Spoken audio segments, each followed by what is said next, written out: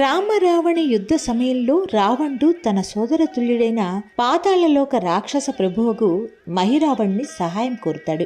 ఈ వార్త తెలిసిన రావణుడి సోదరుడు విభీషణుడు రామలక్ష్మణులను దాచమని ఆంజనేయ స్వామికి చెప్తాడు. అప్పుడు ఆంజనేయుడు తన తోకను 1,000 యోజనములు పెంచి దానితో వృత్తాకారంగా ఒక కోటను నిర్మించి రామలక్ష్మణులను అందులో దాచి వారం దగ్గర తాను కాపలా ఉంటాడు. మాయావి అయిన మహిరావణుడు విభీషణుని రూపం ధరించి హనుమంతుణ్ణి మోసగించి రామలక్ష్మణులను చిన్న లక్క పిడతల వంటి బొమ్మలుగా మార్చి పాతాళలోకానికి తీసుకొని పోయి బంధించి ఉంచుతాడు. తరువాత అసలైన విభీషణుడు రావడంతో విషయం గ్రహించిన హనుమంతుడు పాతాళలోకానికి వెళ్లటానికి బయలుదేరుతుంటే విభీషణుడు హనుమంతునితో మహిరావణుడు ఎవరి చేతను తనకు మరణం లేకుండా వరం పొందాడని, అతను మరణించాలంటే 5 అగ్నిజ్వాలలను వివిధ దిశల్లో ఒకేసారి ప్రయోగించి చంపవలనని ఆంజనేయుడికి చెప్తాడు.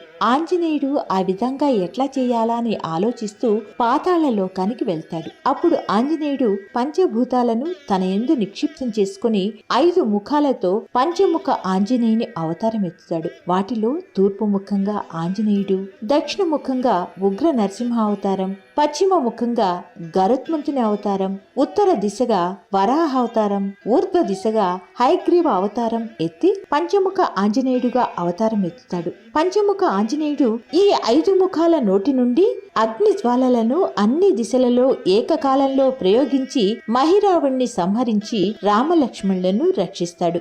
ఆ విధంగా ఆంజనేయ స్వామి మహిరావణుని బారి నుండి రామలక్ష్మణులను రక్షించటం కోసం పంచముఖ ఆంజనేయ స్వామిగా అవతారం ఎత్తాడని చెప్తారు. ఈ పంచముఖ ఆంజనేయ స్వామిలో తూర్పుముఖ ఆంజనేయుడు శత్రు సంహారం చేసి ఇష్టకామ్యార్థ సిద్ధిని కలిగిస్తాడని, దక్షిణముఖ ఉగ్ర నరసింహ ఆంజనేయుడు భూత ప్రేతములను నశింపచేసి అభిష్టి సిద్ధి కలిగిస్తాడని, పశ్చిమముఖ గరుడముఖ ఆంజనేయుడు సర్వ విఘ్నాలను నివారించి సకల సౌభాగ్యాలను కలిగిస్తాడని, ఉత్తరముఖ వరాహముఖ ఆంజనేయుడు సకల సంపదలను ధనమును ప్రసాదిస్తాడని, ఊర్ధ్వముఖ హయగ్రీవముఖ ఆంజనేయుడు సమస్త జన వశీకరణ, సకల విద్యా ప్రాప్తి, సకల జయములను కలిగిస్తాడని పెద్దలు చెప్తారు.